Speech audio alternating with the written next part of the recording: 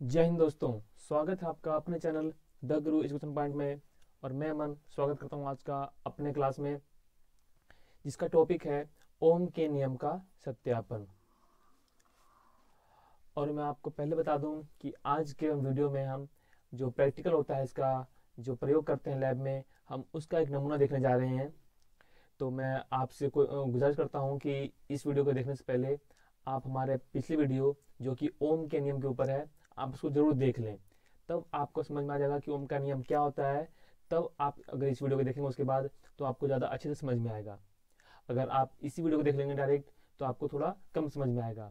तो मैं आपसे बोलना चाहूँगा कि इस वीडियो को देखने से पहले कृपया करके आप उस वीडियो को देख लें, जिसमें हमने ओम के नियम के बारे में बताया है, तो आपको अच्छे से समझ में आएगा।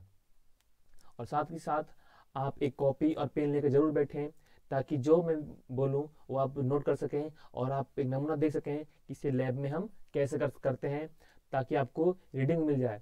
हम आपको रीडिंग भी लेकर दिखाएंगे कि लैब में प्रैक्टिकल कैसे करते हैं और वहाँ पर लैब में रीडिंग कैसे लेते हैं। तो बिना वक्त गवाए हम चालू करते हैं आज का क्लास, जिसका नाम है ओम के नियम का सत्यापन, अथवा ओम के नियम का प्रैक्टिकल, या ओम के नियम का एक्सपेरिमेंट, आप कुछ भी कह सकते हैं। तो आगे बढ़ने से पहले हम जानना चाहेंगे कि ओम का नियम क्या होता है। तो मैं आपको शॉर्ट में बता दूं कि जो ओम का नियम है वो जर्मनी के एक वैज्ञानिक जॉर्ज साइमन ओम के द्वारा सन 1826 या 28 में दिया गया था, जिसके अनुसार यह ओम के नियम का सिंपल एक लाइन में मतलब निकालें तो वह यह है कि ओम के नियम के द्वारा किसी भी चालक में उसके विद्युत धारा और उसके दो सिरों के बीच के विभवांतर के बीच में संबंध बताया गया था, वही ओम का नियम है। इस नियम के अनुसार किसी भी चालक तार में अचर ताप पर उसमें प्रवाहित की गई विद्युत धारा उसके दोनों सिरों के विभवांतर के समानुपाती होता है, अर्थात V is directly proportional to I। यानी कि अगर हम V में इजाफा बढ़ाएंगे तो I भी बढ़ेगा, अर्थात अगर हम विद्युत धारा को बढ़ाएं तो विभवांतर की मात्रा भी बढ़ जाएगी। इसी को ओम का नियम कहते हैं, जिसी से एक सूत्र निकल के आता है, जिसे बोलते हैं V is equal to RI, जहाँ पे R प्रतिरोध है, उस चालक का प्रतिरोध है जिसमें धारा प्रवाहित की जा रही है। और इस R को निकालने के लिए हम उसके सिरों के विभवांतर तथा धारा का अनुपात निकालते हैं, उसी को प्रतिरोध कहते हैं। और इस एक्सपेरिमेंट में हम इसी का मान निकल रहे हैं, जिसे हम R कहते हैं। तो चलिए आगे बढ़ते हैं। बात आती है ओम के नियम का उपयोग में क्या होता है कि आपके घर में बहुत सारे उपकरण होंगे, जैसे AC, टीवी, कूलर, फ्रिज, ऐसे बहुत सारे उपकरण होंगे। तो किस उपकरण में कितनी मात्रा में धारा प्रवाहित करनी है, वो हम इसी नियम से ज्ञात करते हैं। अगला आता है ओम के नियम का सत्यापन, कि ओम का नियम सही में वैलिड है या नहीं है, या सत्यापित है कि नहीं है, सही है या नहीं है। इसी चीज को जानने के लिए हम ओम के नियम का सत्यापन करते हैं, उसका एक्सपेरिमेंट करते हैं। तो इसके एक्सपेरिमेंट को करने के लिए हमें कुछ उपकरणों की आवश्यकता होती है, जिनका नाम है एमीटर, वोल्टमीटर, बैटरी, कुंजी, चालक तार और एक धारा नियंत्रक। आपको ये नीचे फिगर दिख रहा होगा, इस फिगर में हमने सबके नाम लिख रखे हैं, मतलब सब दिखा रखे हैं। पहला हमारे पास धारा नियंत्रक, ये दूसरा हमारे पास है वोल्टमीटर, तीसरा हमारे पास एमीटर, चौथा हमारे पास बैटरी एलिमेंटर, और ये हमारा चालक तार, और ये हमारे पीछे जो है कुंजी है। क्या करते हैं कि जो बैटरी एलिमेंटर है, इसमें से प्लग निकलता है। जैसे आपके घर में पंखे या चार्जर में प्लग होता है, वो प्लग को हम बोर्ड में लगाते हैं और वहां से वो प्रतिवर्ती धारा को डिस धारा में बदलता है और उसका हम इस्तेमाल करते हैं। ये यहाँ से इसमें दो सिर होते हैं, एक होता है प्लस, एक होता है माइनस। तो इसके प्लस वाले को हम लेके जाते हैं कहाँ, एमीटर के प्लस में। एमीटर क्या करता है, एमीटर किसी भी चालक तार में, किसी भी परिपथ में धारा को नापता है। अगला पॉइंट जो, और एमीटर के माइनस से लेके जाते हैं हम चालक तार के माइनस में, जो कि वोल्टमीटर के माइनस से जुड़ा होता है। अब वोल्टमीटर के माइनस से हम निकलते हैं और जाते हैं धारा नियंत्रक के एक सिरे पर, और जो धारा नियंत्रक का दूसरा सिरा है वो जुड़ा होता है कुंजी से, और कुंजी का एक सिरा जुड़ा होता है वापस बैटरी से, और इस तरह से हमारा ये पूरा परिपथ कंप्लीट हो जाता है, पूरा परिपथ पूर्ण हो जाता है। अब इसमें क्या करते हैं, ये आप यहाँ पीछे देख पा रहे होंगे कुंजी। कुंजी कुंजी इस तरह से होता है, और इसमें एक ऐसे पलक लगा होता है। यदि हम इसको उठाते हैं ऊपर तो स्विच बंद हो जाता है, माने कि उसमें धारा प्रवाहित नहीं होगी। वहां जब इसको वापस लगा देते हैं तब इसमें धारा प्रवाहित होने लगती है। यही होता है दाब कुंजी। अब बताते हैं इसे लैब में करते कैसे हैं। तो जैसे ही धारा प्रवाहित होती है तो आपको यहाँ छोटी छोटी सुई दिख रही होंगी। इन सुइयों में इस जो मीटर है, इस मीटर में जैसे सुई होती है, या तो इधर आएगी चाहे इधर आएगी, कुछ न कुछ रीडिंग दिखाती है। और वैसे ही एमीटर में जो कि अभी 0 पर है, ये इससे बढ़कर कुछ इस तरफ आ जाएगी। तो हम एक टेबल बनाते हैं। टेबल माने कि आपको पता होगा एक सारणी बनाते हैं, जिसमें एक तरफ लिखते हैं हम वोल्टेज को, वोल्टेज अर्थात विभवांतर को, जिसको हम वोल्ट्स में नापते हैं। किस में नापते हैं? वोल्ट्स में। और दूसरी तरफ लिखते हैं आई को, जिसको हम नापते हैं एम्पियर में।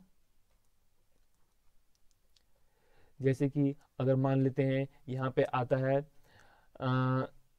1 वोल्ट, तो हम यहाँ लिख देंगे 1 वोल्ट।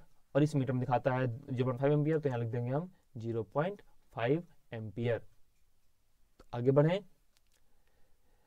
अब जब हम लैब में पहुंचते हैं तो हमको उपकरण दिखते हैं। तो आपको इसका एक नमूना दिखाने जा रहे हैं। ये देखिए, हमारे पास एक लैब, वर्चुअल लैब है, जिसमें हमारे पास एक बैटरी है, एक कुंजी है, ये धारा नियंत्रक है, ये डिजिटल वोल्टमीटर है। यानी कि इसमें सुई नहीं होगी, इसमें आपको डायरेक्ट लिखा हुआ आ जाएगा। जैसे पहले जमाने में तो होते थे तराजू, जिसमें हमको देखना पड़ता था, लेकिन अब तो डिजिटल तराजू आ गया, सामने लिख के आ जाता है, हमको देखना भी नहीं पड़ता। एग्जाम्पल के लिए जैसे एक थर्मामीटर होता था, जिसको हम जिससे डॉक्टर लोग बुखार नापते थे, उसमें पहले पारा चेक करते थे, लेकिन आजकल वो भी डिजिटल हो गया है, इसमें सामने यहाँ पर लिख के आ जाता है कि आपको इतना बुखार है। उसी तरह से ये एमीटर, ये वोल्टमीटर दोनों डिजिटल हैं। इसमें आपको सुई को देखना नहीं पड़ेगा, इसमें लिखा हुआ आ जाएगा। तो जरा हम फटाफट कनेक्शन कर लेते हैं कि इसको जोड़ना कैसे होता है। तो सबसे पहले जहां आप यहाँ देख पा रहे हो, यहाँ एक चालक है। अब माउस दिख रहा है आपको, यहाँ पे चालक है, चालक जिसमें हमको प्रतिरोध नापना है। इस चालक को हम लेके जाएंगे और लगा देंगे वोल्टमीटर के समानांतर में, यानी इसका एक तरफ जो जोड़ देंगे वोल्टमीटर के माइनस से, और एक सिरा उसके प्लस से। अब चलते हैं हम अपने बैटरी के पास से। तो बैटरी का एक सिरा जो माइनस वाला है वो जाएगा कुंजी में, और कुंजी का एक सिरा जाएगा धारा नियंत्रक में। हाँ, आपको ध्यान देना है कि धारा नियंत्रक बिल्कुल अपने इनिशियल पोजीशन पर होना चाहिए, बिल्कुल शुरुआती पोजीशन पर होना चाहिए। अब धारा नियंत्रक का एक सिरा जाएगा वोल्टमीटर में, और वोल्टमीटर का अगला सिरा जाएगा एमीटर में, और एमीटर का सिरा चला जाएगा बैटरी में। आप देख पा रहे होंगे कि अब हमारा कनेक्शन पूरा कंप्लीट हो गया है।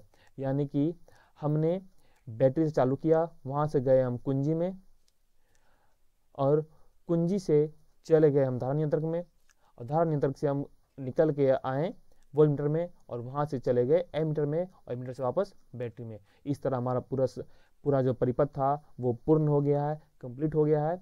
अब इसमें हम बात करते हैं धारा की। तो यहाँ से बैटरी चालू ऑन करेंगे, उसके बाद पहुंचेंगे कुंजी पर। देख रहे होंगे अभी कुंजी बाहर रखा हुआ है, माने अभी परिपथ में धारा प्रवाहित नहीं हो रही है। तो हम कुंजी को उठाएंगे और इसको डाल देंगे अपने इस प्लेट में। तो जैसे प्लेट में रखते ही आप देख रहे होंगे कि यहाँ पे कुछ न कुछ रीडिंग आ गया है। देख रहे होंगे आप एमीटर में 0.43, वोल्टमीटर में 0.85 आ गया। आप इसको अपने कॉपी में लिख लीजिए, आप इसको अपने कॉपी में लिख लीजिए। आपको एक टेबल बनाना है, जैसे मैंने बताया था। इस तरफ देखिए वोल्टेज का टेबल दिख रहा है आपको, एक तरफ वोल्टेज एक तरफ करंट, और अगले में रेजिस्टेंस। यहाँ आपको लिखना है कितना आया हमारा एमीटर में। एमीटर में आपको लिख के दिखा देते हैं। एमीटर में आया है 0.43, और वोल्टेज में आया है 0.85। जैसे हम रीडिंग नोट करेंगे, आपको दिख रहा होगा यहाँ रेजिस्टेंस आ गया है 1.98, दिख रहा है आपको। अब हम और आगे बढ़ते हैं और अगली रीडिंग की तरफ बढ़ते हैं हम लोग। अब यहाँ से धारा नियंत्रक में जो ये आपको बॉक्स दिख रहा होगा, इस बॉक्स को पकड़ेंगे और इसको थोड़ा और आगे बढ़ाएंगे।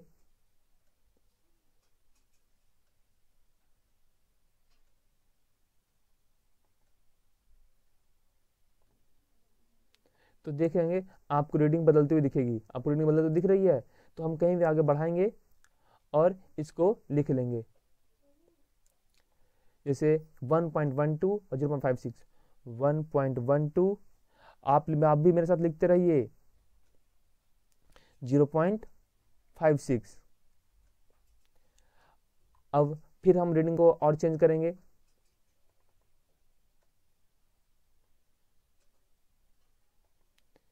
0.72, 1.45, 1.45। अगला कितना वोल्ट में आया? 1.45 और 0.72, 0.72।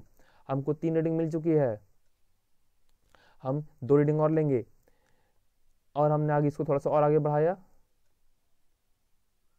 0.98, 1.96, 0.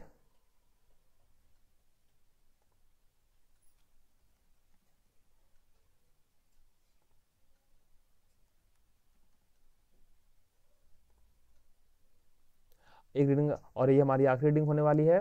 जल्दी से ध्यान से देखिएगा।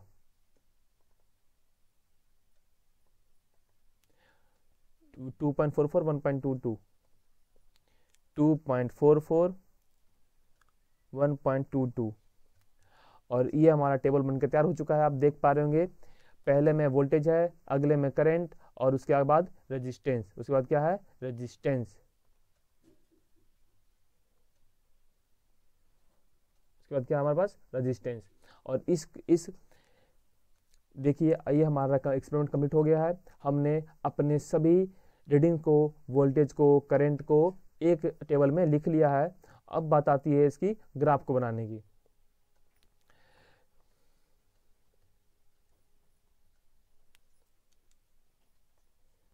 ये देखिए, हमने आपके लिए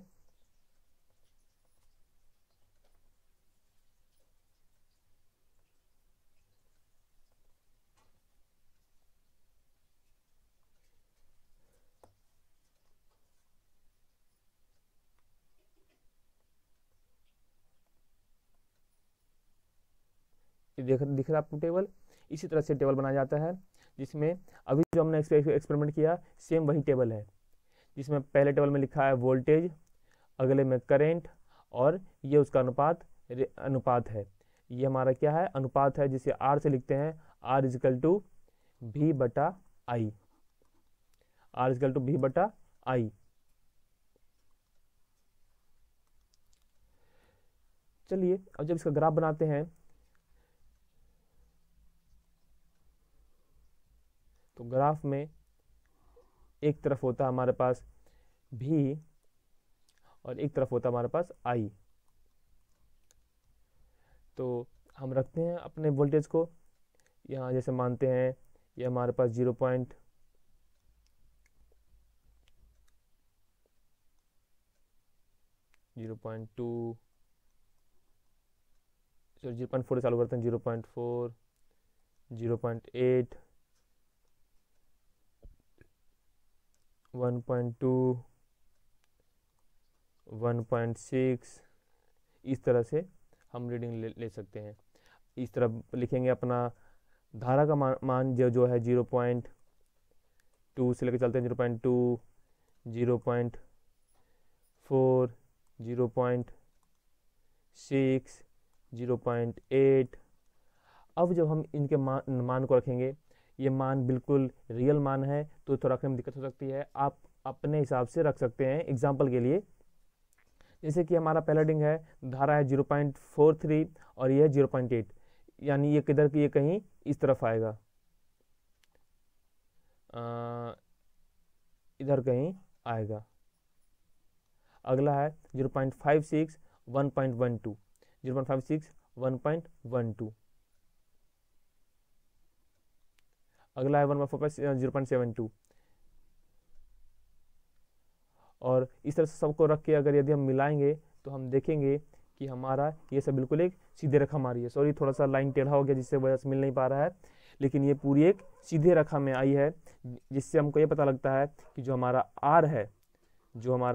आर है अर्थात भी और आई का रेशियो जो है, जो अनुपात है, वो हमेशा बराबर आ रहा है। आप जैसे देख रहे होंगे यहाँ पे इसका जो अनुपात आया है 1.98 है, यहाँ 2.00 है, यहाँ 2.01 है, 2.04 है, 2.00 है। ये देखिए ये लगभग एक दूसरे के बहुत करीब है, जिसको हम लगभग एक जैसा ही मानते हैं।